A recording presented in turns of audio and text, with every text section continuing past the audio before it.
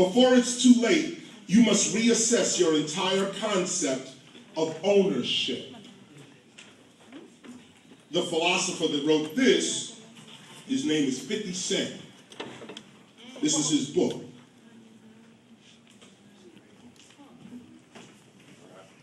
Another philosopher. Matter of fact, I'll take a couple, some of y'all might know this. This is hip hop. Forces in the world will tell you you're a victim. You're a victim of your family, of your race, your past, your history. Don't believe them. They don't know you. Look inside and find your true self. It's there. Give it a name. Philosopher that wrote this, the RZA, Wu-Tang Clan. I have about 150 hip-hop books like this. Some written by Ice-T, others written by all kinds of people and scholars in hip-hop. These two books here are this is the topic of our discussion, so I brought these up. Ownership. 50 talks about that here. This is his book. It's called The 50th Law. I don't know if y'all knew that 50 wrote a book, so I thought I'd bring it up to you. You should try to get it. And then, of course, Wu-Tang, we go back years. Peace to ODB, of course. Rest in peace. But this book was written by RZA. Not a ghostwriter, not somebody, these are rappers sitting down writing books.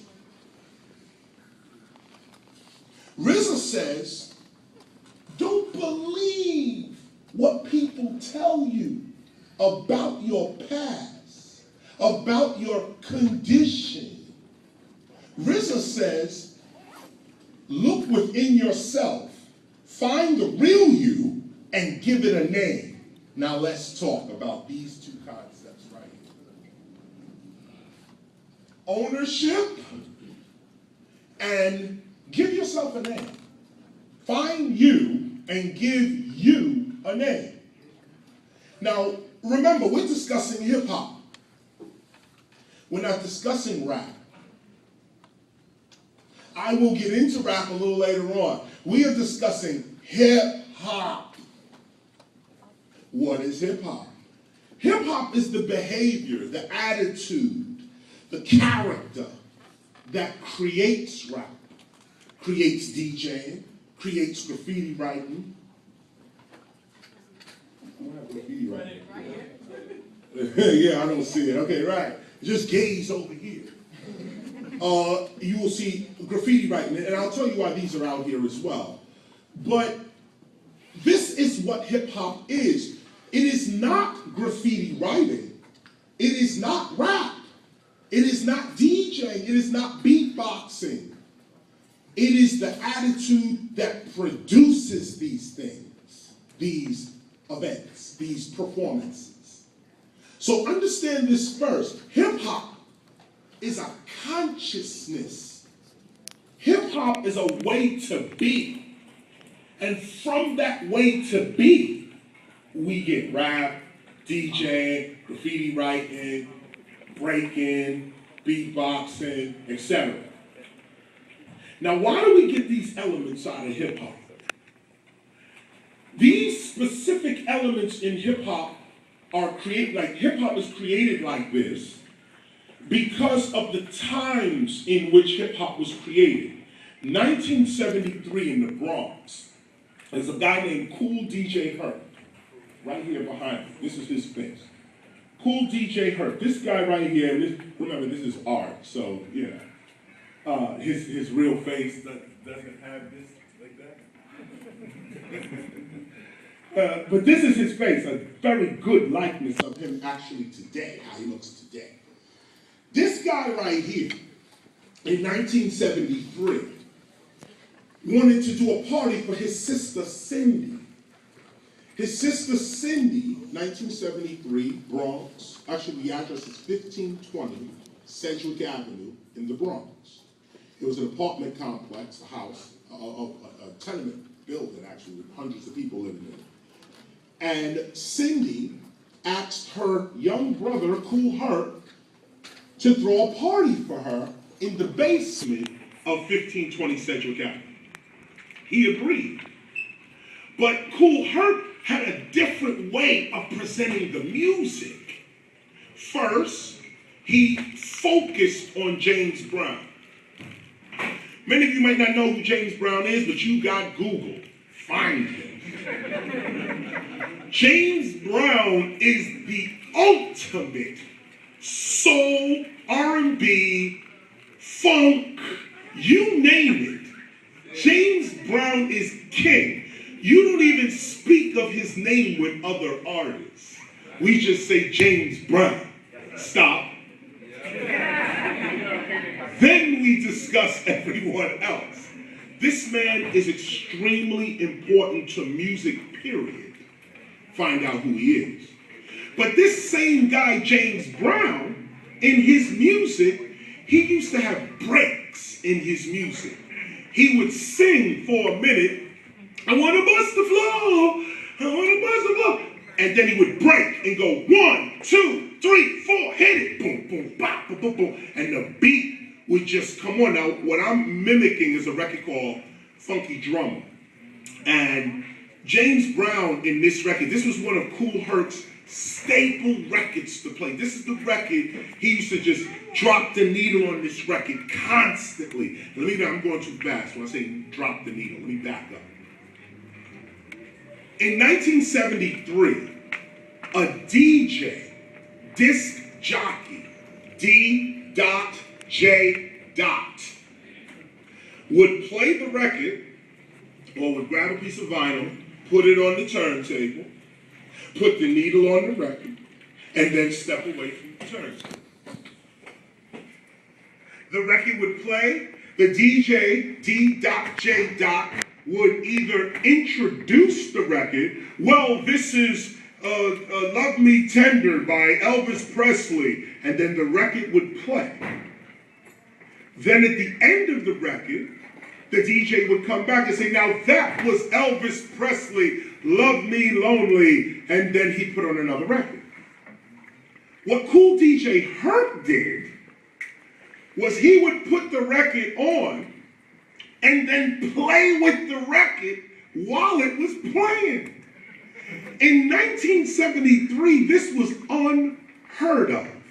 You guys have it now everywhere. Everybody touching the turn. Oh, ziggy. No.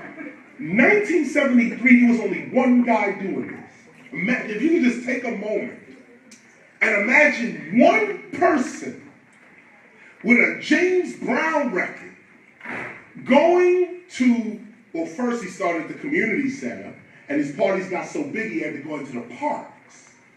So imagine a guy with a James Brown, like a lot of James Brown records, Sly and the Family Stone. His real record was a record called Apache by the Amazing Bongo Band. I'm giving you these terms for you to look them up as well and listen to this music.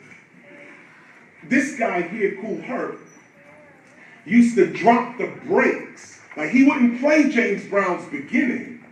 He would play James Brown's middle. He would put the record on and go right to the break. 1, 2, 3, 4, hit it, boom. And the kids, like me, I was 7 at the time. 7 years old. Me and a couple others, we would sit in the back on the wall and wait for Kool Herc to throw on something called the merry-go-round. He had a thing called the merry-go-round where the music never stopped. This break just kept going over and over and over again. And we would freestyle to that break. This freestyle dancing is what we now call break dancing. Break dancing is actually a vulgar title for b-boy. B-boys never called themselves break dancers. We use that title because it's famous in America. We can let you know what we do. Yo, I'm a break dancer, so you know what it is. But a real breakdancer is a B-boy or a B-girl. Why? B for breaks. We dance to Kool Herc's breaks. If you see a B-boy dancing to the radio, run. B-boys don't dance to pop music. Let's start that right there. The reason Kool Herc exists is because pop music mainstreamed it would have nothing to do with us. Nothing. So Kool Herc started doing his own thing. I'm going to play James Brown, keep dropping the needle, make that break, keep going, and this is how we going to do it. Now, when Kool Herc came out with this technique of playing the breaks of records, plus he was a graffiti writer, plus he was a b-boy, plus he had the first MC in hip-hop's history, a guy named Coke LaRock, plus the first female MC, Pebbly Pooh, plus the father of graffiti, the father of bubble letter graffiti writing. Oh, no, it's not here. I don't have it here. It's close to this. It's close to that. But it's not bubble letters. No, it's fine. It's fine. You can leave it because I think everybody can see it. It's not bubble letters, but phase 2, the father of bubble letter graffiti art and who really popularized graffiti on the side of trains in New York, phase 2, used to do Kool Herc's flyers. This is why we call him the father of hip-hop, period. He's the first graffiti writer, b-boy, DJ, MC. Him, right here. His name is Kool DJ Herc. If you ever see him, pull money out your pocket and give it to him.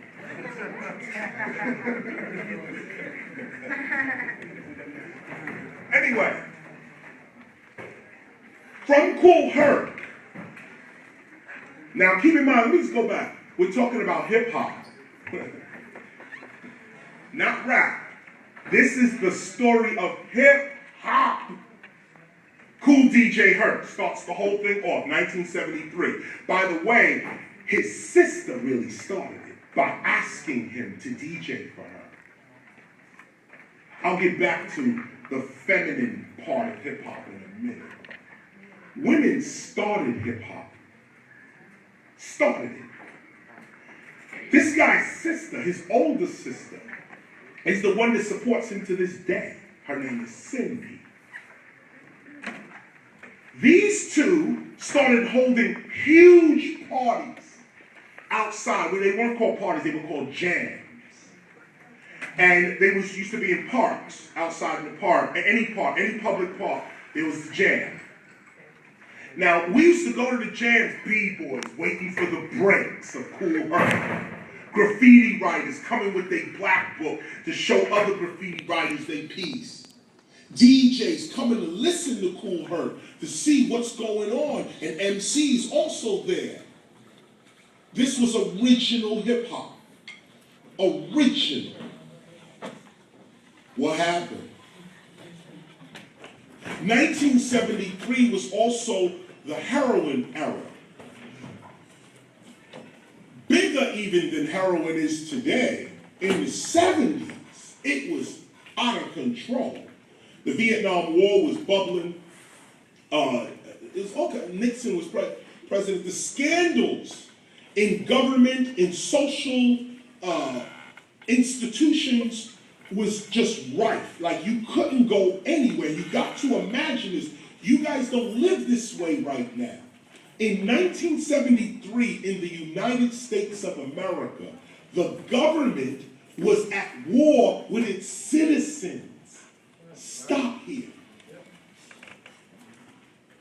Take this in. If you don't understand this, you won't understand hip-hop. When a government is at war with its own people, I'm not talking about 60 civil rights. That was a battle, and we won. But there was another battle that was even raging while civil rights was raging. There was another war in the United States that never got resolved, and that was the Civil War. You may know the Civil War by being the war that freed the slaves. It was a war against slavery. That's a lie. Of course there were elements of that in the Civil War. Of course there was. But the reason the war was fought was not over slavery. The war was fought basically to see who's going to run the resources of this nation, period. Ideology was, oh, we're a slave state, oh, we're not. But the point is, am I going to be governed by man, or am I going to be governed by God? This is the fundamental framework for why any group comes together. In 1973, the government was killing our people. Blacks, whites, Latinos, Asians, everybody was feeling the gun. Matter of fact, just to dwell on Asians for a minute, do some history, Asian American history, both Japanese and Chinese history. The way the American government was approaching Asians during the 1950s, 60s, and 70s, we don't even have an A&E special on that one. You can turn on the TV every day and say, oh, black people under oppression. No, Asians. These were the real oppressed group in the 60s, 70s, and 80s and didn't really say anything about it. They just kept their work going. But in the hood where we was, we respected Asians to the highest degree. Why? Because number one, for us in the hood, our hero was a guy named Bruce Lee. This is hip hop. Before the music, before anything. Bruce Lee. This guy made hip hop. Him. We watched everything Bruce Lee did. Everything. We dressed like him. We talked like him. We beat each other up. We did everything. After you saw a Bruce Lee movie, you was outside, your man, you like fighting your friends. I'm giving you what created hip hop. Look up Bruce Lee and look up what his life was about. When you look at Bruce Lee, see, we knew in the hood what Bruce Lee was about. We would hear it, but it wasn't on television. It wasn't on radio. We knew that Enter the Dragon, if you can get this movie, 1973, Enter the Dragon, one of the greatest martial arts flicks ever made. This guy, he did this movie in China, and when it came to America, they cut out the first part. There was this whole first scene about Bruce Lee leaving the Shaolin Temple. And when he's leaving the Shaolin Temple, imagine, this is Bruce Lee with the Shaolin Temple. They don't even show you that with Bruce Lee anymore. It's just him fighting. But this dude was deep. His philosophy was so deep that we hip-hop took it on. He had a black dude with him named Jim Kelly. Woo! These were the heroes of our time. These were strong people. You look at any Bruce Lee movies, he's beating the cops down. One of the first, imagine Asian dude in America, his whole society's getting oppressed. He the one Asian dude beating the cops down in his movie. Everybody loved Bruce Lee. Why do I bring Bruce Lee up? Because you think hip-hop is black male. It's not. Rap music is dominated by black males.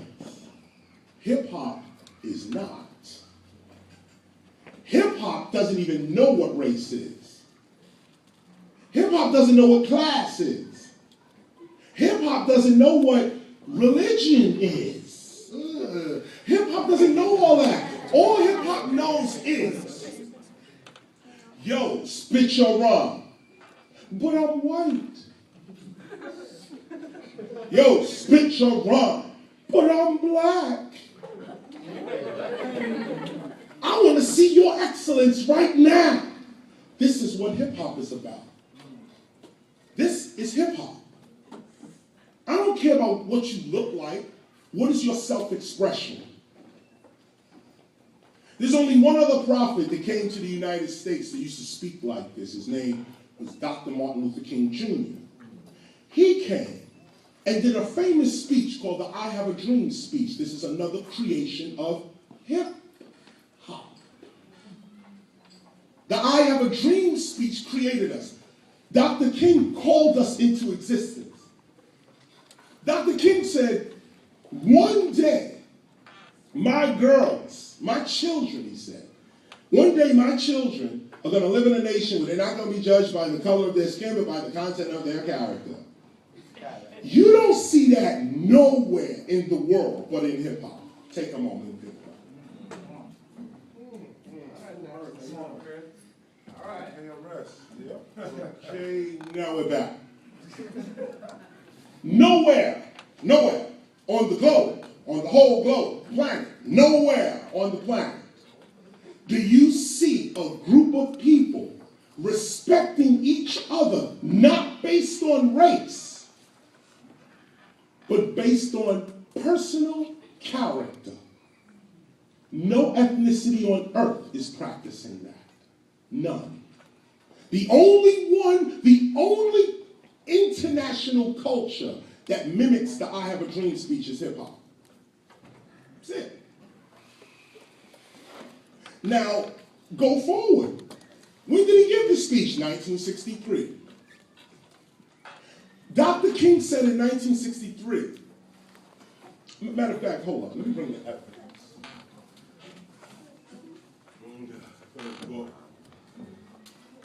This is a book that I wrote called The Gospel of Hip Hop.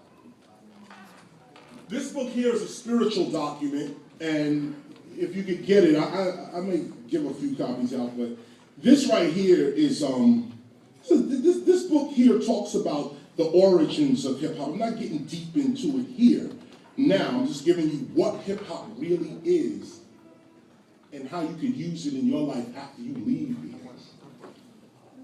But I want to read you a little bit of the I Have a Dream speech, which is in its entirety in this book.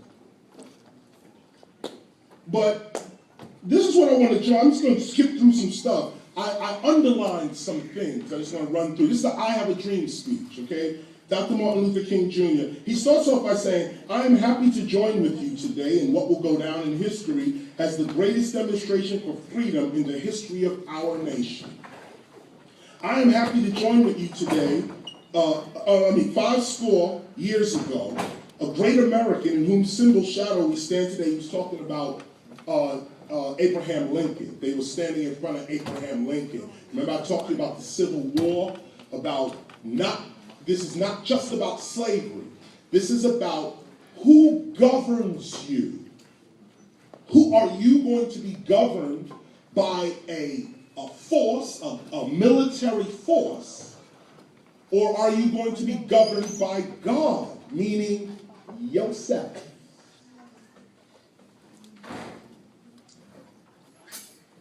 Dr. King said, 100 years later, the Negro lives in a lonely island of poverty in the midst of a vast ocean of material prosperity. The Negro. We still in now.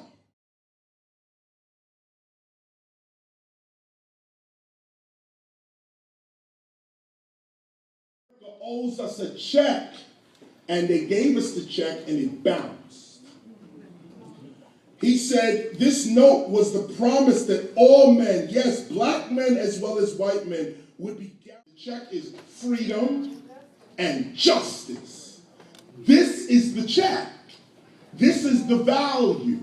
This is the wealth. Those who are running after money are running away from their real power. I'll get back to this.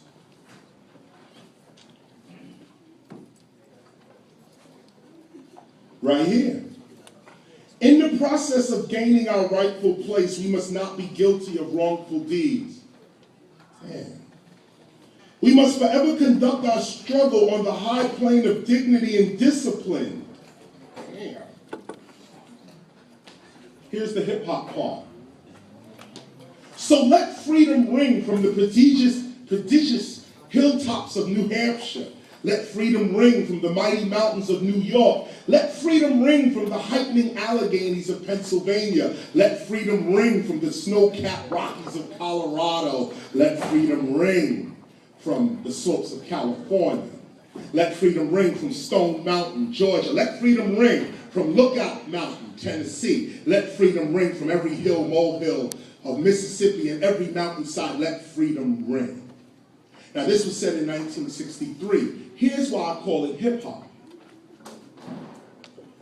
Look at the path that Dr. King laid out in this speech. So let freedom ring from the prodigious hilltops of New Hampshire. New Hampshire's in Vermont.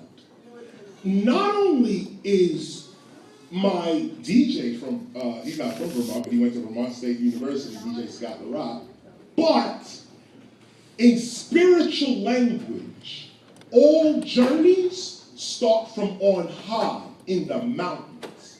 The blessing comes down out of the mountains into populated areas. This is known by anybody studying spiritual knowledge. The mountaintop is where God is. The mountaintop is where knowledge is, where freedom is. And so blessings come from the mountaintop. Look at where we start. We start in Vermont, New Hampshire, above New York. Where did hip-hop start? Bronx, New York. Go to the very next line. Let freedom ring from the mighty mountains of New York. Where did hip-hop go? Right after it left New York, it went to Philadelphia. Jazzy Jeff, Fresh Prince, 3 Times Dub, Steady B. Look these names up when you get a chance. But when hip-hop was moving, it went from New York and it went right to Philadelphia. Let freedom ring. This is New York, okay? Let freedom ring from the mighty mountains of New York. Let freedom ring from the heightened Alleghenies of Pennsylvania. Next, let freedom ring from... The Dr. King can say, let freedom ring in New York. We in New York. Let freedom ring in Pennsylvania. We in Philly. Let freedom ring from the snow-capped Rockies of Colorado mountains. Here's the very next line. Let freedom ring from the curvaceous slopes of California. But it ain't done. After hip-hop leaves the West Coast, where does it go? Here's the very next line, right after California. But not only that, let freedom ring from Stone Mountain of Georgia. Where is Stone Mountain in Georgia?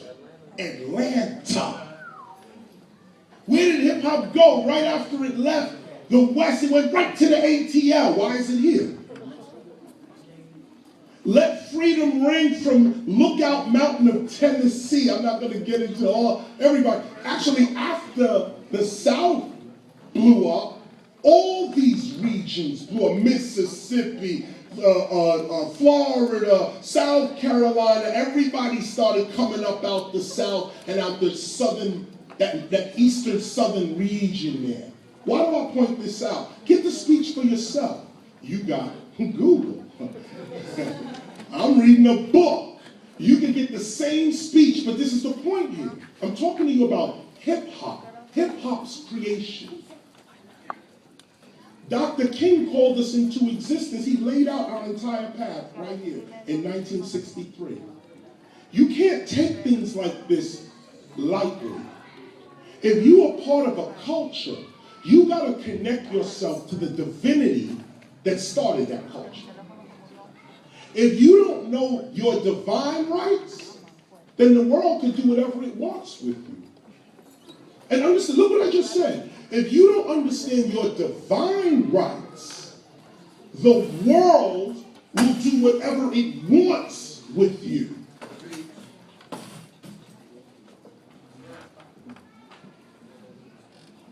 Look at this. Cool Herc. in his era, I showed you Bruce Lee. I want to show you some other people, but I want to move on. We're just in 73. We're not even on rap on vinyl yet. We didn't even make a record yet. This is hip hop in 1973.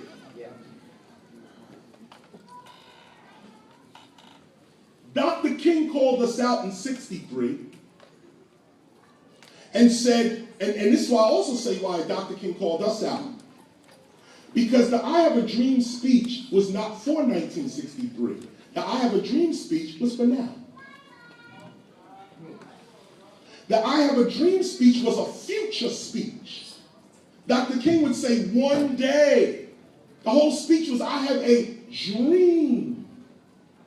It's not here now, it's coming. So he wasn't talking to all the revolutionaries standing in front of him going, yeah, Dr. King. He was talking to you. You. Dr. King was saying, I see a new group of people who don't judge each other by skin color. They judge each other by character. Only hip hop has matched that. In addition to that, I just laid out to you the mystical direction of hip hop. Refute it if you want. These are hard facts. I'm also laying out to you the difference between hip hop and rap. Rap is something we do. Hip hop is something we live. You live hip hop, you do rap. You don't live rap. Rap is an effect. You can't live it. You want to live from a cause. I am original. After Cool Herc, 1974, another guy who was in a gang called the Black Spades. This guy was the most ruthless gang member in New York. They used to call him Freight Train. Some called him Lance. He was the head of the Black Spades in New York. Ruthless gang in 1973 and 4 and 5. This guy gets an advertisement from the UN. Now stop here.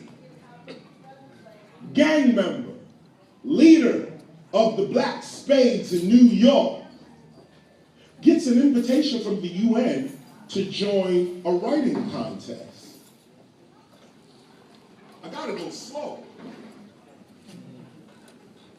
Gang member gets an invite from the United Nations to join a writing contest. He takes the writing contest. If you win the writing contest, you get a trip to Africa. He takes the writing contest. He wins the writing contest. Let me go back. Gang member. Gang member. I hear you. Gang member. Come on with it. Writes out an essay on Africa. Essay is the essay. The essay was so hot that his writing was so good that he won the contest. They sent him to Africa. When he got to Africa, he met a Zulu chief. The Zulu chief said, everything y'all doing in America is the reason why Africa can't get its act together. All these tribal wars, you against me against you, y'all need to unite. Dead these gangs and unite your culture. From a Zulu chief. This dude, head of the gangs, changed his name to Africa Bambaataa. This dude, now Africa Bambaataa, came back to the United States enlightened. He's the head of all the gangs in New York. He comes back and says, gangs are over. Finished, done with. We can't keep killing each other like this. This is stupid. We got a new thing now called Zulu Nation. And all the gangs joined Zulu Nation. Put down the rag, the guns, the this, the that, put it all down. And the new philosophy in the New York streets in 1974 was peace, love, unity, and having fun. These were hip-hop's first principles. First, peace, love, unity, and having fun, joy. Africa Bambaataa laid that down in New York. Everybody agreed and said, we can't live like this. When everybody agreed, hip-hop was born. Africa Bambaataa, I don't have his face here. And that's poor scholarship. But anyway, Africa Bambaataa, in 1974, coming back from Africa, formed Zulu Nation. Zulu Nation is responsible for probably every aspect of hip-hop culturally, like everything you think about, like how we dress, and the old stuff, talking like Beat Street, Wild Style, Breaking One,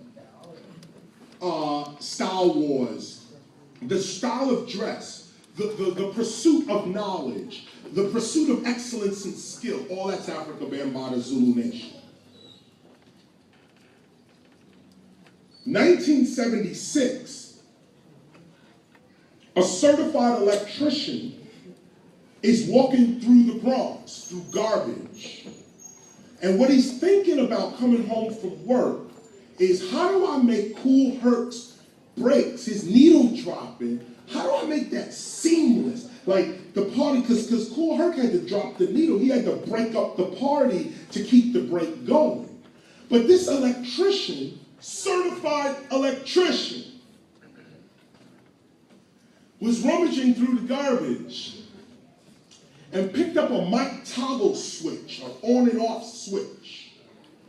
And he rewired the switch. Instead of it going on and off, it now went right and left. So when he clicked this way, it turned off this turntable and turned this one on. When he clicked that way, it turned this one off and turned this one on. He invented the crossfade. This dude was a dude in the Bronx, walking through the Bronx. He had a little name. His name was DJ Flash. When he invented this crossfader technique, he became Grandmaster Flash.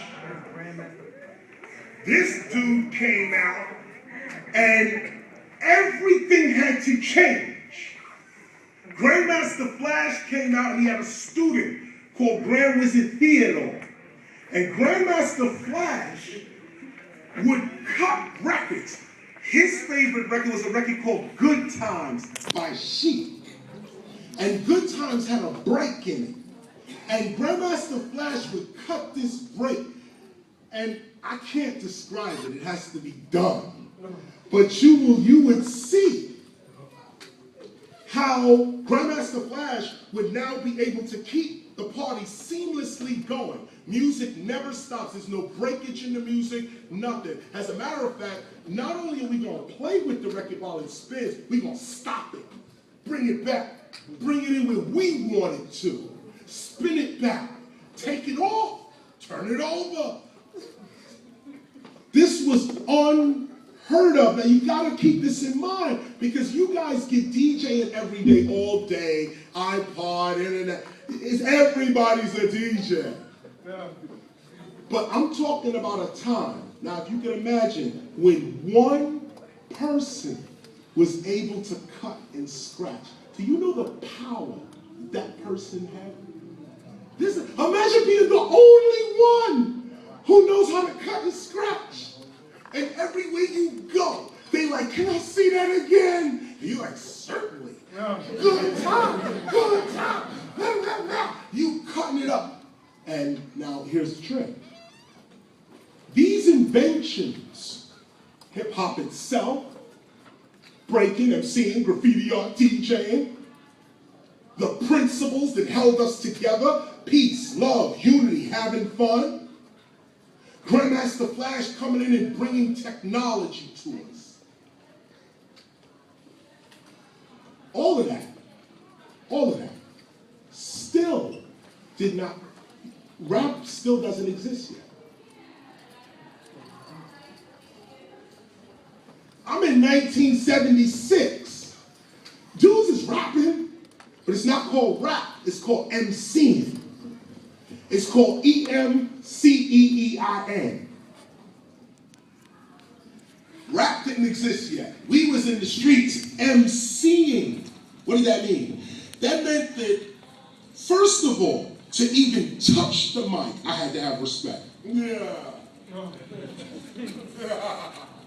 Start right here, right here. To even be able to come this close to the mic, I had to have the respect of the DJ.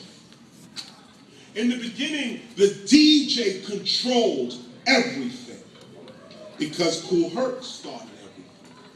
So his power was brought down to other DJs. When hip hop started to expand, it was the DJ who was always at the center. The DJ is the priest of the culture. But then the money started coming in. To touch the mic, you had to have respect. So a few dudes like the Cold Crush Brothers would grab the mic and spit the rawest lyric. I'm sorry, wait, for those that aren't bilingual. They would say a really popular rhyme. People would like their rhyme, they would say it again and again, and the crowd would sing along. This rhyme was only done in the park. You can only hear this rhyme when I'm rhyming in the park. Imagine that. The only time you're going to hear me rhyme, you got to go to the park and hear it. Cold Crush Brothers were in the park with routines, everything, rhyming, doing their thing. Then corporations caught on. What y'all doing over there in the hood? We MCing. First, corporations came in. Here's how they came in. The Cold Crush Brothers had an MC called Grandmaster Caz. Grandmaster Caz is one of the greatest MCs of all time. If you see him, reach in your pocket and give him money. Grandmaster Caz is the reason we do story rhymes. See, even today, I'll run this down, and I'll get back to Grandmaster Caz. When you say ho, like that, that's a real person. His name is Keith Cowboy. He was part of the Furious Five. He came up with say ho. Every time you say that, rappers on TV going say ho, throw your hands in the air, and no respect to Keith Cowboy. Back in the days, we used to call this a biter. A biter. That's what we used to call him, a biter. Because you know why? You know who invented that. So if you're going to do my man's style, give him some respect. Say, yo, this is from my man right now, blah, blah, blah, and here you go. Or you do your rhyme, and at the end you say, yo, shout out to. What happened was Grandmaster Caz had some rhymes, and his manager took the rhymes and rhymed his rhymes on a record that became a record called Rapper's Delight. His manager formed a group, or was in a group, called the Sugar Hill Gang. This group, the Sugar Hill Gang, went on and made a record called Rapper's Delight. The record came out and sold like 80 million records. But the part from the rapper Big Bank Hank was this guy Grandmaster Caz's rhymes from the Cold Crush. Now look at how rap starts. Look at the karma of rap from the very beginning of it. You stole from real hip hop. From day one, Cold Crush Brothers is hip hop to the core from Kool Herc. They come out and say a rhyme. I'm the CAS and the OVA and the rest is FLY. That is called Casanova Fly.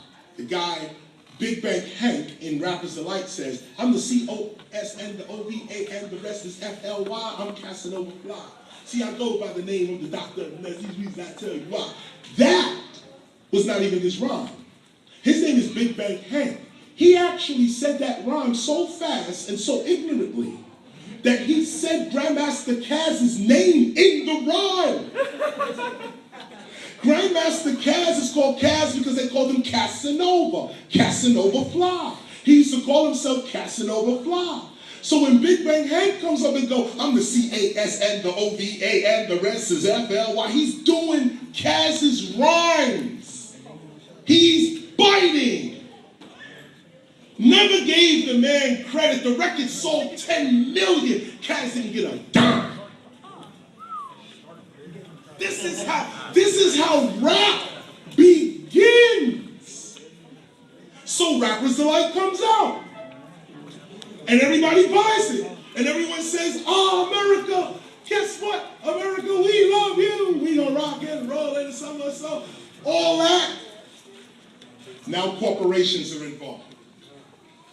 Africa Bambaataa stood up and said, nobody that's real hip-hop will sign to a corporation. Period. 90%, 99.9% of hip-hop said, word, Africa Bambaataa, we with you. Corporations came in the hood, we dissed them. Get up out of here. We don't want you here. We're not selling our art. Rock Steady Crew stayed real. I can name a list of dudes that had major deals offered to them, and they said, nope, we're not giving you the techniques for you to exploit the culture. But then what happened, no disrespect to nobody's name, but I'm talking about families, so I gotta speak the truth. The first one, I don't want to say to sell out the culture because it was a good thing, but to disobey the culture was Curtis Blow. Curtis Blow was the first artist to sign with Mercury Records, and that dissed us. Curtis Blow was managed at the time by a guy named Russell Simmons. They from the beginning went after the money. We from the beginning went after the culture. No disrespect, I'm only talking truth. Everything I'm saying can be backed up in history, and the names that I'm mentioning know it. So, I will continue with the truth. Rap music begins on theft. That's why we never called ourselves rappers. We were always MCs. And to be an MC, what does that mean? You represent your culture. You represent your people. You represent your community. When you rhyme with their best interest in mind. Even if that best interest is shake your booty down to the floor. If that's the best interest of the community at the time the MC is there, you better have a rhyme like that. But the whole issue is what is best for the community. I'm an MC. A rapper. I don't care about the community. I'm trying to get my money, man. I don't care about community. I care about the corporation that loaned me the money. Corporation lent me $200,000. I got to pay it back. I ain't got no time to be thinking about community. Now, I need 1 million records sold to pay this back, or my career is over. Now, you got to take your choice. Am I cultural? Am I corporate? Cultural, corporate. Cultural, corporate. You have to decide for yourself in life what you gonna be. This is hip-hop. Now, those of us that roll with Kool Herc, we're still here today.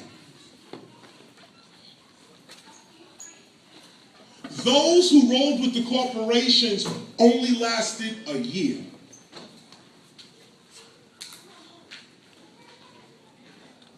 This path that we are discussing, hip-hop, this path is actually a slower path, but it lasts long.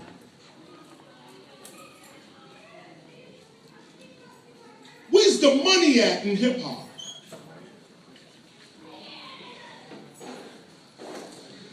Young people should really listen to this one.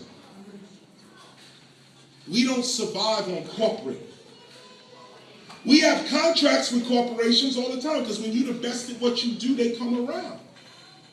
So There's nothing wrong with corporations. There's nothing wrong with them. You just have to know where you stand. No diss to nobody. Everybody eating and living the way they got to eat and live. But when you come here, it's about hip-hop, period. I ain't confused. There you go. This is hip-hop here. Now, what do I mean by that? That means that this is where I eat. This is where I get my shelter. This is where I clothe myself. This is where I send my reputation out. These people's opinion is who I think about. I don't care about a Republican, Democrat, if this president likes me, but I don't care about none of that. My care is if the people, my people, hip-hop, that international culture, if they care, I'm trying for their respect. I'm trying to be excellent to them, really to you. You are my leadership. And not a vague, the people. No, young people, you are the future. Straight up, like straight up. Only 5 of you in this room are really going to make it in life. Stop there for me. It's real. I'm giving it to you real, just like this. Only 5 of you are really going to make it. And you're going to have to decide if you one of them 5. Anybody can make it, just put your mind to it. That's what they say. That's not what they do. That's what they say, and you're right. You're perfectly right. Anyone could make it if they put their mind to it. But there's the problem, isn't it? Put your mind to it. We don't even know who we are. I do. How can we possibly? You're probably one of the 5 then. Then maybe there's 4 others. Oh, well, right here. Well, maybe there's 3. Oh, the number getting small now. See, the point here is this. The point is this, and see, you guys got the right attitude. You better think you one of these 5. Because if you don't, look at the alternative. Nah, I don't think I'm one of them. Oh, so then where you on your way to? See, this is hip-hop. This is the mentality that created rap. Rap didn't create itself. It was a point of view. Let me come back to the money. Here's how you get rich in hip-hop. It's not about rich. It's about wealth. Learn to use your words correctly. Stop saying I want to be rich. Rich is toxic. The rich life is toxic. Stay away from it. Rich people die young, stressed out, don't eat right, don't get a chance to sleep. That's the rich life. I know many rich people. They ain't doing so hot. But now you come to wealth. Wealth. What is wealth? Wealth is well-being. Well-being. I'm good. As we say in hip-hop. What does it mean to be wealthy? It means you said, I'm good. Right now, I'm doing nothing. I don't need nothing. I don't want nothing. I'm good. You are wealthy. Take that to money. How much does it really cost to get a good night's sleep?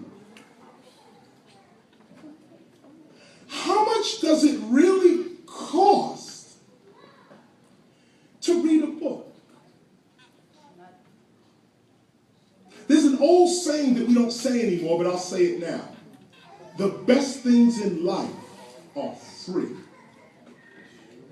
When you understand this one law, you will be hip-hop.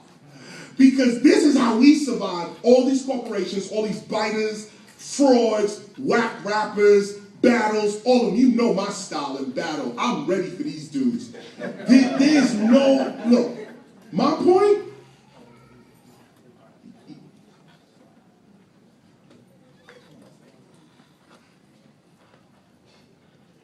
wealth is not riches.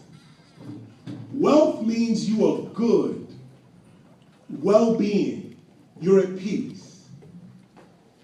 If you can eat and be full for $5, why spend 50? I tour with bands all the time, KRS, I'm mopping them. Mumping these bands up. Why? Because they're not hip hop.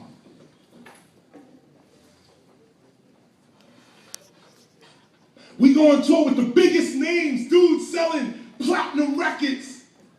KRS on the bill. Damn. Yo, Chris gotta go on last, man. You gotta put Chris on last, man. But you got a platinum record video playing every day. Nah, but he's hip hop though.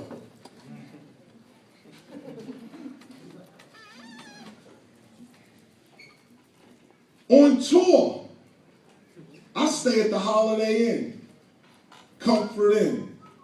$79 a night, maybe $112 a night, maybe. I'm a platinum member. So I get AAA, I get all kind of stuff. Priority club member with Comfort Inn. I'm proud of that myself. I go on tour, these stupid rappers are up there spending $500 a night at the W. The W is one of the best hotels in the United States. The W is like ridiculous. But it is ridiculous. $500 one night. Let me show you how business works. If you're a promoter and you got 10 G's and you say, I want to book an act, I got a budget of $10,000, I want to book an act, a rap act. Now you're going to go over the cost of everybody. Well, Lil Wayne wants $200,000, he's out. Damn, Jay-Z wants $100,000, he's out. Damn, 50 wants $75,000, he out. Damn, man, maybe Rihanna, she get $50,000, maybe I can go. You're a promoter. You can't hire none of these acts. None of them. They're out of your price range. You know what happens to them? They don't work. They rely on Sprite, a record company, a car company, a clothing company. They rely on that as their culture. They rely on these corporations. True hip hop doesn't. We have deals with them, sure, but we ain't relying on them. Here's the money. Me being hip hop, you give me $10, I'll make it look like 100. I'm from 125th Street, Lenox Avenue in Harlem. Give me $20, I'll turn it into 200. Don't give me $200, I'm your slave then. I don't want you to pay me. I'm above that, don't pay me. I'll work, and you will compensate me according to the mastery of my work. There you go. Yeah. Different mentality. I'm not looking to get paid. I'm looking to take your whole company. I don't want you to pay me, I want to be you. Preach.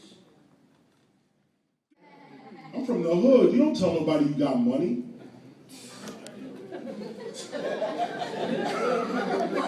I mean, I don't know these dudes where they coming from. But where I come from, keep that low. Keep that low. $5 should be able to get you what $500 get others. This is hip hop. Save your coupons. Look for the bargain. This is how you survive for 25 years. I'm not telling you something I read. You finish the sentence. The point is this, and let's get deep into the money. If I go on tour, I'm getting less money than the headliner. Headliner might get $20,000. Say the headliner gets $25,000 and KRS gets $15,000. Let's just say. My 15 to me is worth $150,000 because my expenses are only 2 G's. I don't want ice, big car, a house. Real simple life, comfortable life. Everything I need, I can get with $2,000. So if you give me 15, I'm good. Next dude, he can't pay his bills with 15,000. Bills of 25,000. He got the big house, he got the car, security. Yeah, 25 G's though. So if a promoter come and say, yo, I got $20,000 for you, you say, I can't take it. You can't take 20 G's, it's not enough. The life I'm living, you gotta come with 30 for me. I can't work 20,000. That means you're poor. That's poverty. The rich man or the wealthy woman, she could take 10 G's and she's good. She's good. If her expenses is 2 G's, she could take 5,000 and live comfortably. The dude whose expenses is 20,000 can't even accept 15,000 because it's still not enough. This is the secret to being rich or poor. It has nothing to do with money. It has to do with how you govern yourself. How do you move you?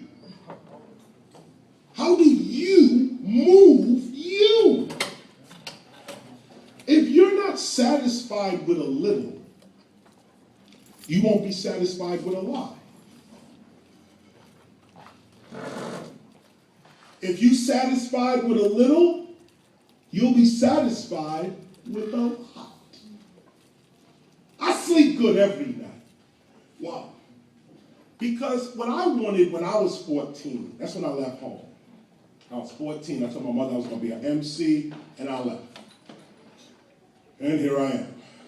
But when I left home, 14, I had a vision. I knew who I wanted to be. I told my mother I'd be an MC. Why did I start with RZA and with 50? Come on back to them. Hip hop. This is the attitude that creates hip hop. You don't have to be stuck. I'm just get back to it. You don't have to be stuck in rap, MCing, graffiti, or so on. Apply this knowledge to anything in your life. Apply it to law, medicine. If you could take a law case and solve that case for pennies on the dollar, like they say, your office will be packed. But if every time somebody gotta pay you, they're gonna pay you top dollar, you will never eat. The whole world looks for a bargain. I keep doing tours constantly. Why? Because I'm cheap. And cheap in relative terms, you can book KRS One for 10 grand. You can't book no artist on my stature for 10 G's. No. And what's the stature? The stature is you got to be able to draw 500 to 1,000 people. That's how people judge how much you're going to get. Somebody like Jay-Z could draw 50,000 people to a stadium. So he deserves 150,000 for his performance that night. The building's making 1.5 million. He jumps off, tell you, yo, I got money, I'm chilling, yo, we doing it. He did get chunked off. Yes, he did. But the building got 1.5 million. Who's rich? Who's poor? When you put things in perspective. The reason KRS One is always hired is because I do a standard Africa Bambaataa economic plan. What is it? It's $10 a head. Standard. I don't go above it, below it, $10 a head. You want to book KRS One? The first thing I ask you, what's your capacity? Oh, yo, I got 300 people. You can't do nothing with 300 people. It's a small place. But $10 a head. At $10 a head, I get $3 grand. The promoter could match, the ticket is usually a $20 ticket. He gets 10 grand and his bar is moving. So would he hire somebody else that costs him $20,000 and they're gonna come in and do 10 minutes of what you heard on the radio and then leave and the crowd leaves with them? That's not business. Business is, first of all, I'm giving you a bargain from the door. I'm only here for $10 a head, that's it. Now, how can I do that? Because I'm the best in the world. It's the only way you can do that. You gotta be the best to do that. Google it if you don't believe me. I know I sound like I'm bragging, but I gotta give you the truth. The truth of the matter is, KRS One is the best MC in the entire world. These people may act like they are, but when we all grab the mic and we all together, you always see who rises. So, at the end of the day, I'm giving you hip hop's real attitude.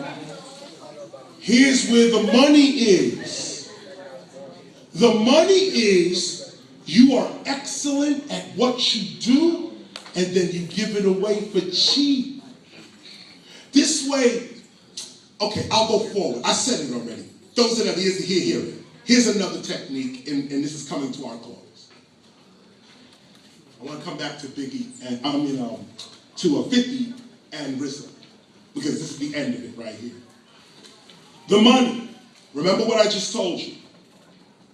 Poverty is not about cash flow. It's about self-governance. What does it take for you to be happy? You should only want to be happy on simple things. Choose simple things. Like, especially while you're young like this, and young meaning under 30. If you under 30, think on, first of all, think of your future self. That's number one. But I'm trying to say this in the right way. Well, you know what, maybe I can say it this way. I'll just go on with this. Let's create wealth. I'll say it this way. Hip-hop, when it began, started because one person complimented another one. I'm just going to bring you to this point and get over here. And I want you to see this. One person complimented another one. This is the beginning of wealth. This is the beginning of how hip-hop became rich. This is the beginning. We're all poor. Everybody, and I mean poor in our mentality first. We first don't believe we're supposed to have. This is the beginning of poverty. I don't believe I'm supposed to have, so I won't. I don't believe I deserve to have, so we sitting there with that. One person, and I'm using a symbol, but this is how it happened. One person turns to another person. Both of them broke. Me and my man, we both in poverty. We're sitting on the stoop of a table somewhere, bench outside. I say to him, yo, listen to my rhyme, man. I'll keep on bringing and singing it to your ears. It's ringing and steaming, gleaming and dreaming, true MCing with meaning. This guy over here says, man, that was garbage. Now, stop here. Self-expression. I just said, I'll keep on bringing and singing it to your ears. It's ringing. He says, that's garbage. So now the both of us stay broke. That was whack, right? Yeah, okay. We don't go nowhere with that one. You're whack, that's it. Now, you're whack. I know I am. Okay. We sit in poverty. Here's what happened to hip-hop. I'll keep on bringing and singing it to your ears, it's ringing. Yo, that was blaze fire. Oh, that was hot. Yo, man, do it again. I'll keep on bringing and singing it to your ears, it's ringing. Yo, you are the best MC in the world. I love everything coming out your mouth. I'll keep on bringing and singing into your ears. Now, look how the situation changes right here. Dude is giving his self-expression. Another dude Firms. This is how wealth starts. Self-expression, your boy, your girl, your moms, your father, your grandfather, anybody says, you good. You good. They go over here, I'm good? Yeah. You better than a lot of these dudes I see out here. Really? Yeah.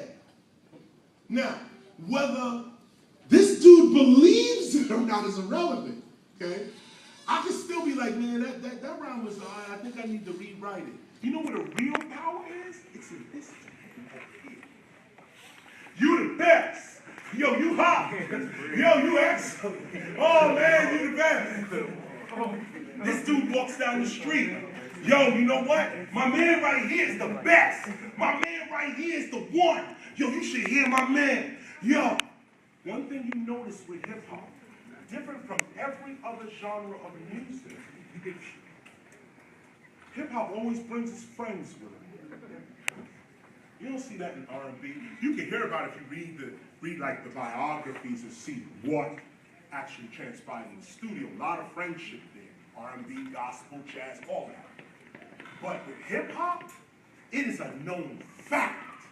You don't get on the mic and now you a star and there's no homeboy with you. There's nobody with you. Why? Because that's part of our culture. That's part of the culture. So here you go. I'll keep on bringing this singing until your ears is ringing. My man is the one that makes me a star. Yo, you the hottest. You the greatest. Then he says to everybody else, he's the hottest. He's the greatest. He's the one. Suddenly, people start saying, he is. Right here. This is where the money starts flowing. He is. He is. Is he? He is. This will never happen unless somebody go, yo, this dude right here is the one. This dude right here is the one. You got to see him. This is advertising. This is called marketing. Never forget it. It's not about you going, yo, I'm the best. I'm the this. That's the rapper.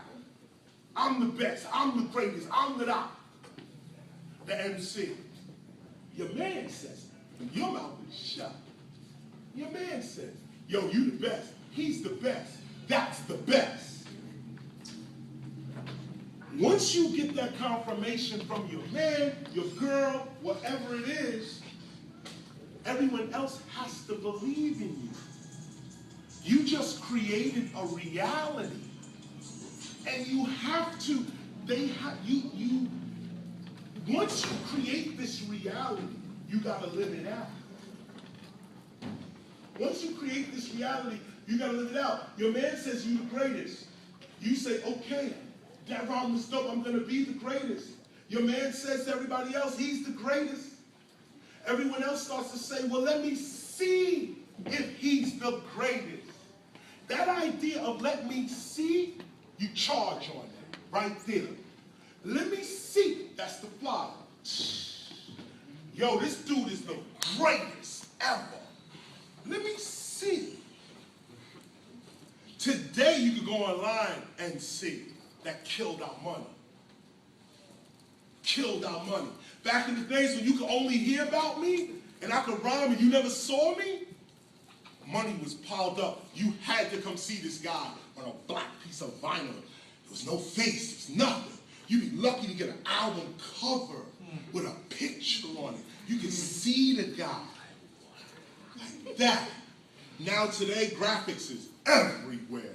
Dudes is sending pictures all through the air now. It's ridiculous now. Your technology is out of control, and that's what's killing your money. Get away from technology, you'll be rich. Rely on your human skills, you'll be rich. And I mean rich. I'm talking about wealth, but cash. Why is it important to rely on your human skills to get rich? Because the true principle in wealth is ownership. If you don't, this one was doing whatever he wanted to to do. And you was just like, and your legs was doing whatever they wanted to do. You couldn't do nothing with your life.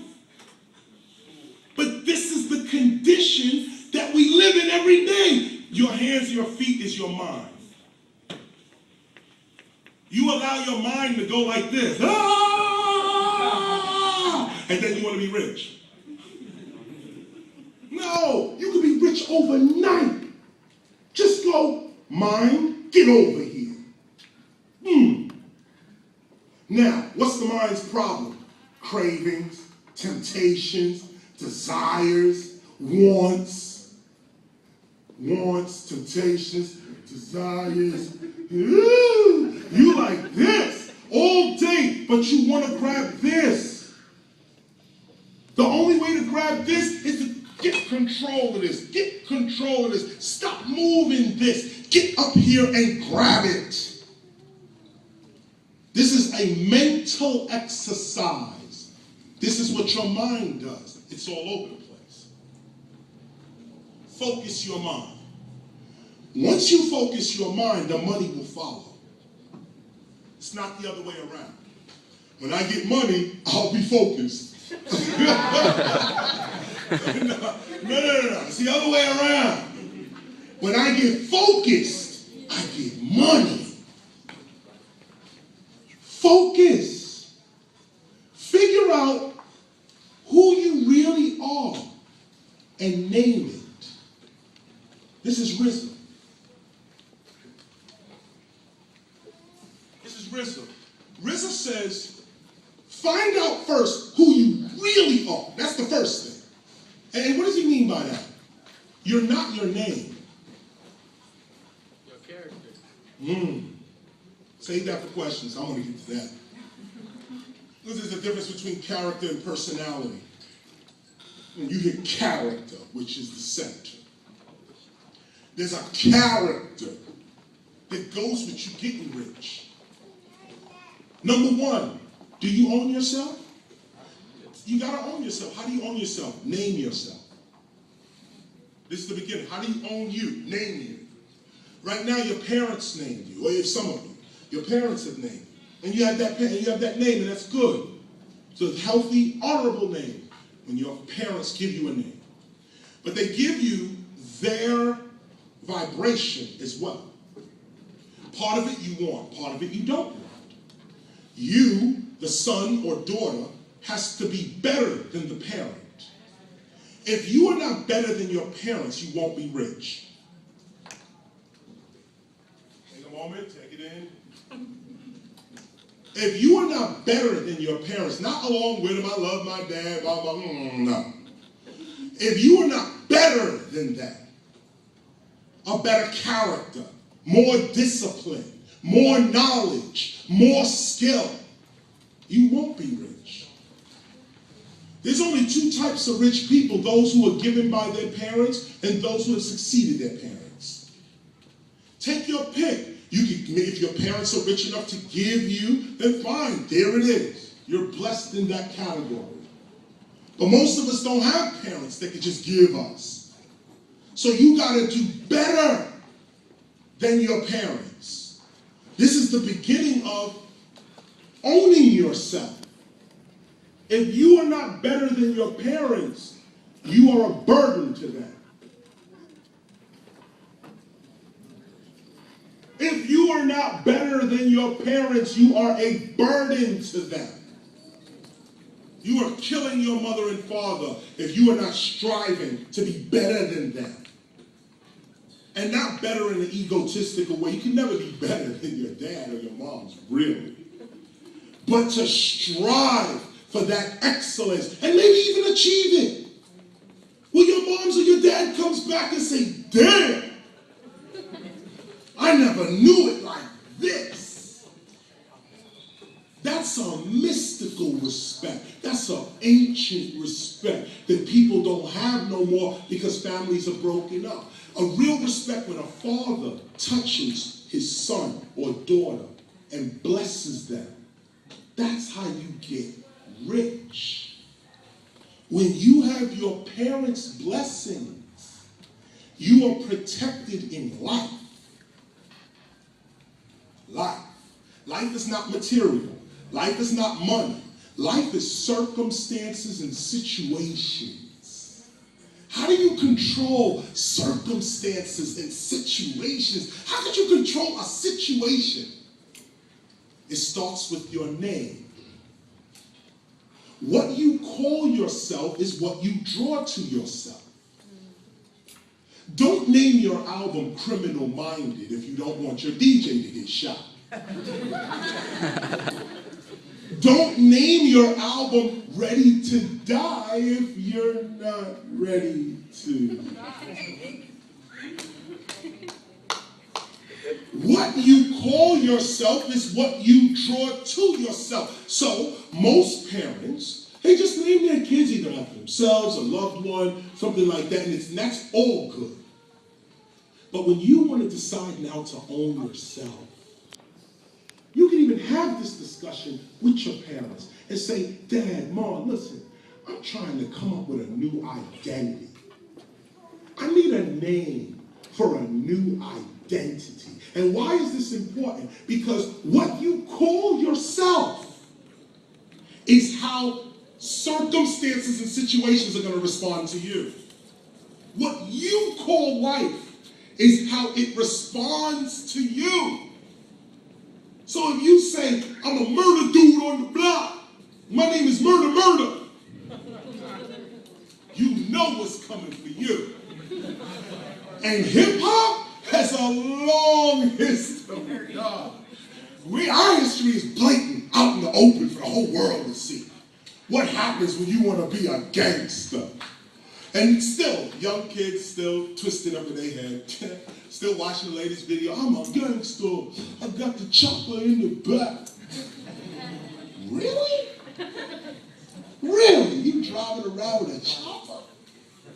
But young kids take that, eat that, and be like, yeah, I got the chopper in the back. And where are you going with that? That whole vision leads to one place. That whole thing. But this is what, and this is what it is. What you call yourself is what you draw to yourself. Give yourself names like king, queen, prophet, teacher, princess, Lord, God. Give yourself those names. As a young dude coming up in America, you guys have the best, you're living in the best and the worst times. That was a book, wasn't it? It was the best of times and it was the worst of times. You're living in the best of times and the worst of times. You guys are living under this war of terror. We'll come back to your money in a minute because here's where the money is too. You know how hip-hop got paid? It managed disasters. Those that have ears to hear it. When a disaster happens, like Katrina or the earthquake in Japan, you know millions of dollars is made on that? I mean, I'm not here to justify it or not. It's not even a debate. I'm just talking the truth. Who are you? The question is, who are you? Some people, the earth opens up, swallows up 10,000 people and $1 billion in property. Everybody else goes, oh my God, they're gonna go, oh, I don't know what to do, oh. There's another group of people going, yo, get on the phone, we're getting a flight out to Japan right now. Yo, dudes is dead out there, really? Yo, we got these coffins. Listen, we can get this money on these coffins right now. We can just get out there to, yeah. Hey, Demon, you already don't even speak that name in here. People make money on disasters. Who are you? A meteorite coming out of the sky, 2012, the Mayan calendar, we're all gonna die. The thing comes out of the sky, ooh, boom, hits everything. Do you believe you're gonna die? See, me, I'm waiting for it. December 21st, 2012. I'll be out there with a piece of chicken. Like, yo, let's get it. I'm a gangster just to get some money. But take a look at it.